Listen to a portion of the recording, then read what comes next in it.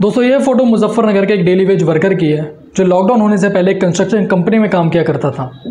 पर जब last year government ने लॉकडाउन अनाउंस करा तब ये अनएम्प्लॉयड हो गया। अनलॉकडाउन फेज़ आने के बाद एक उम्मीद जगी कि शायद अब कहीं इसे नौकरी मिल जाए, पर ऐसा कुछ नहीं हुआ क्योंकि फैक्ट्रीज़ ने अपना काम रीस्टार्ट नहीं करा और शायद अभी भी इसके पास कोई जॉब नहीं। दोस्तों ये तो एक की ही कहानी है, पर हमारी कंट्री में आज इसके जैसे करोड़ों लोग हैं जो या तो अपनी जॉब्स का इंतज़ार कर रहे हैं या पॉवर्टी या स्टारवेशन के कारण मर चुके हैं। इवन मिडिल क्लासेस भी जो आफ्टर लॉकडाउन अपने फैमिली को फीड नहीं कर पाए, उन्होंने सुसाइड कमिट कर लिया। दोस्तों आज हमारी कंट्री की इकोनॉमिक ग्रोथ इतनी डाउन हो चुकी है कि हमारी कंट्री में रहने वाला एक पुअर सिटीजन अपने पूरे दिन में $2 से कम यानी कि 150 रुपीज़ से भी कम पैसे कमा पाता है, और आफ्टर लॉकडाउन तो ये भी इम्पॉसिबल हो चुका है। According to Pew Research Center जो कि यूएस बेस्ड एनजीओ है, उसने बताया अपनी रिपोर्ट में कि हमारी कंट्री के जो मिडिल क्लासेस हैं उनमें से जो 30% है वो अब पुअर की कैटेगरीज में आते हैं, और जो पुअर्स थे उनकी पॉपुलेशन अब हमारी कंट्री में डबल हो चुकी है। दोस्तों मेन स्ट्रीम मीडिया हमेशा ये तो बताती है कि कंट्री में सिचुएशन क्या है, पर कभी भी ये नहीं बताया जाता इस सिचुएशंस के पीछे क्या मेन रीजंस रहे हैं और एक्सपर्ट्स इन सिचुएशन से बाहर निकलने के लिए क्या सोल्यूशंस प्रोवाइड करते हैं। सो गाइज आज इस क्लास में हम इन 3 क्वेश्चंस को डिस्कस करने वाले हैं। पहला है कि कोविड से पहले कंट्री की इकोनॉमिक सिचुएशन कैसी थी और इस सिचुएशन के क्या रीज़न थे। और गाइज सेकंड में हम बात करेंगे कि हम सेकंड वेव को ऐसे क्या रीजंस रहे कि हम सेकंड वेव को रोक नहीं पाए। एंड लास्टली हम गाइज बात करेंगे कि एक्सपर्ट्स इकोनॉमी को रिकवर करने के क्या सॉल्यूशंस बताते हैं। सो गाइज आज की क्लास बहुत अमेजिंग होने वाली है, इसलिए वीडियो को एंड तक जरूर देखें। वीडियो पसंद है तो लाइक करें, शेयर करें, ताकि ऐसी नॉलेजेबल वीडियोस आप तक सबसे पहले पहुंचे। So let's begin the class. दोस्तों इकोनॉमिक एक्सपर्ट्स बताते हैं कि ग्लोबल फाइनेंशियल क्राइसिस के बाद ये फर्स्ट टाइम है जो हमारी कंट्री की इकोनॉमिक ग्रोथ इतनी डाउन हो चुकी है।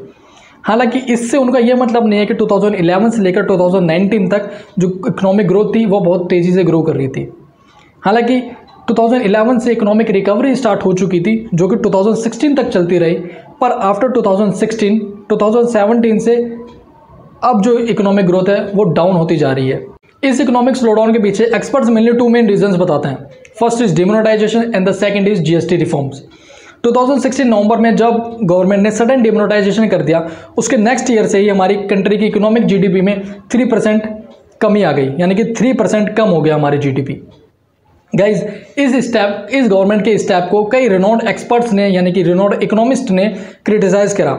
उन्हीं में से एक नाम था अजीत रानडे का, जो कि एक रिनोन्ड इकोनॉमिस्ट है। उन्होंने ट्वीट करके बताया कि हमारी कंट्री में अगर 1% जीडीपी कम हो जाता है तो उसका मतलब होता है 1.5 लाख करोड़ की नेशनल इनकम का नुकसान हो जाना और मिलियंस ऑफ जॉब्स का खत्म हो जाना। And the second is GST reforms, यानी कि goods and services tax reforms आने के बाद मैन्युफैक्चरिंग और डिमांड्स में बहुत कमी आ गई और नॉन परफॉर्मिंग असेट्स यानी कि एनपीए राइज होते चले गए, जिसके कारण हमारी इकोनॉमी जो थी वो और भी ज़्यादा डाउन हो गई। दोस्तों दिसंबर 2019 में जब कोरोना का फर्स्ट वेव आया तो हमारी कंट्री की इकोनॉमिक जीडीपी और भी ज़्यादा डाउन हो गई। According to Pew Research Center हमारे कंट्री में जितने पुअर की पॉपुलेशन जो थी वो अब डबल हो चुकी है, यानी कि कोविड से पहले जो 6 करोड़ थी वो अब 13.4 करोड़ हो चुकी है। गाइज अजीम प्रेमजी यूनिवर्सिटी ने भी इस साल एक रिपोर्ट निकाली जिनमें उन्होंने अनएम्प्लॉयमेंट एंड पॉवर्टी पर सर्वे किया, और उन्होंने अपनी रिपोर्ट में ये बताया कि 230 मिलियन पीपल अब पॉवर्टी की ओर चले गए हैं इस पूरे साल में। दोस्तों इस इकोनॉमिक डिप्रेशन के और मास पॉवर्टी आ जाने के एक्सपर्ट्स मेनली 3 रीजंस बताते हैं। पहला है अनस्ट्रेटेजिक लॉकडाउन, यानी कि बिना किसी स्ट्रेटेजी के, बिना किसी प्लान के गवर्नमेंट ने सडनली लॉकडाउन अनाउंस कर दिया, जिसका डायरेक्ट इम्पैक्ट डेली वेजर्स पर पड़ा और रूरल माइग्रेंट्स पर पड़ा। गाइज एंड कॉन्सिक्वेंटली इकोनॉमी जो थी हमारी कंट्री की वो डाउन हो गई। सेकंड रीज़न है वीक इम्प्लीमेंटेशन, यानी कि जैसे कोरोना के केसेस कंट्री में कम हुए वैसे ही गवर्नमेंट ने सारे रेस्ट्रिक्शंस हटा दिए, अनलॉकडाउन कर दिया। गाइज इसका एग्जांपल हम रिसेंटली हुए बंगाल इलेक्शंस में देख सकते हैं, और अदर स्टेट्स में जो इलेक्शंस हुए उसमें हम देख सकते हैं कि किस तरह से गवर्नमेंट के जो मिनिस्टर्स थे वो विदाउट वेयरिंग मास्क रैलीज में पार्टिसिपेट करा, और हज़ारों लाखों लोगों ने इन रैलीज में पार्टिसिपेट करा without wearing any mask. Guys इस गवर्नमेंट की मिस हैंडलिंग के लिए न्यूयॉर्क सिटी के न्यूज़पेपर में भी प्राइम मिनिस्टर नरेंद्र मोदी को क्रिटिसाइज किया गया। And third reason is unaccountability of the Indian government. दोस्तों famous jurist, economist and social philosopher Jeremy Bentham ने एक बार कहा था कि अगर कोई भी गवर्नमेंट अपनी सीक्रेट पॉलिसीज़ को सिटीजन्स के सामने डिस्क्लोज नहीं करती तो कई बार वो स्टेप सही होता है, इनकन्वीनियंस से बचने के लिए।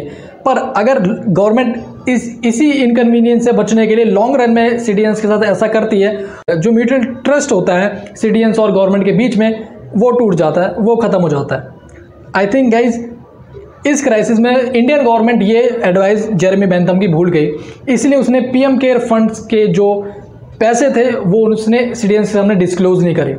इंडियन गवर्नमेंट के पास जो पैसा आया था, बिजनेस मैंस ने, जो बॉलीवुड स्टार्स ने और कई एनजीओज ने जो पैसे दिए थे पीएम केयर फंड में, जो डिपॉजिट करे थे गाइस पूरी सिटीजन्स ने, वो गवर्नमेंट ने सिटीजन्स को डिस्क्लोज ही नहीं करे।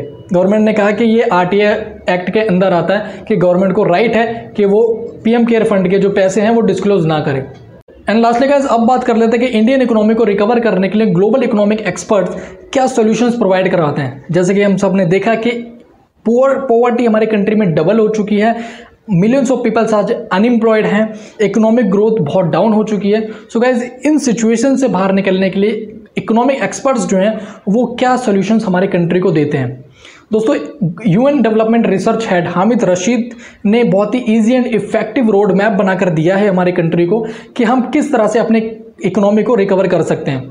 उनका कहना यह है कि हर एक क्राइसिस एक अपॉर्चुनिटी भी देती है और उस अपॉर्चुनिटी का इस्तेमाल करके उस टाइम पर अगर हम सही जगह पर इन्वेस्ट करते हैं, अगर सही सेक्टर्स में इन्वेस्ट करते हैं तो इकोनॉमी को रिकवर किया जा सकता है और उससे अलग अलग बेनिफिट्स भी लिए जा सकते हैं।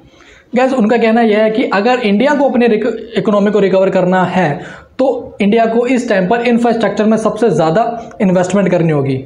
और उन्होंने ये भी बात कि इंडियन गवर्नमेंट को सबसे ज़्यादा प्रायोरिटी इन दो मेन सेक्टर्स को देनी होगी, यानी कि सबसे ज़्यादा इन्वेस्टमेंट इन दो मेन सेक्टर्स में करनी होगी इस क्राइसिस में। पहला सेक्टर है हेल्थ और दूसरा है डिजिटल सेक्टर। दोस्तों उन्होंने बताया कि जैसा कि हम सब जानते हैं कि आज पूरी इंडिया में ऑक्सीजन शॉर्टेज है, तो इसलिए एक राइट टाइम है एंड राइट अपॉर्चुनिटी है कि इसमें सबसे ज़्यादा डिजिटल एंड हेल्थ सेक्टर में इन्वेस्ट किया जाए। इससे क्या रिजल्ट होगा कि guys millions of jobs create होंगी, गुड्स एंड सर्विसेज की डिमांड जो है वो राइज हो जाएगी एंड कॉन्सिक्वेंटली जो इकोनॉमिक ग्रोथ है, जो इकोनॉमिक इंजन है वो रीस्टार्ट हो जाएगा। दोस्तों कई और इंडियन एंड ग्लोबल इकोनॉमिस्ट ने गवर्नमेंट को कई रिकमेंडेशंस दी हैं इकोनॉमी को रिकवर करने के लिए, और गाइस गवर्नमेंट को इन रिकमेंडेशंस को आज अपनाना पड़ेगा ताकि जो आज हमारे कंट्री में जो पुअर सिटीजन्स की जो कंडीशन है, जो मिडिल क्लास की जो कंडीशन हो चुकी है, जो लोग आज मर रहे हैं कोविड-19 की वजह से, लॉकडाउन की वजह से और सबसे ज़्यादा स्टारवेशन की वजह से, पॉवर्टी की वजह से, गाइज वो लोग बच सकें। जैसे कि जो मुजफ्फरनगर के उस डेली वेजर के साथ हुआ, जो लुधियाना में लोगों ने सुसाइड कर ली, जो मिडिल क्लास लोगों ने अपनी फैमिली को फीड ना करने की वजह से लोगों ने सुसाइड कर रही और आज भी लोग बहुत स्टारवेशन से मर रहे हैं, वो ना मरें। सो गाइज ये थी आज की वीडियो पसंद है तो उसे लाइक करें, शेयर करें। अगर आपको मेरा काम पसंद आता है तो मेरे चैनल को ज़रूर सब्सक्राइब कर दें ताकि ऐसी नॉलेजेबल वीडियोज़ आप तक सबसे पहले पहुँचे। मिलते हैं गाइज नेक्स्ट वीडियो में, तब तक के लिए जय हिंद।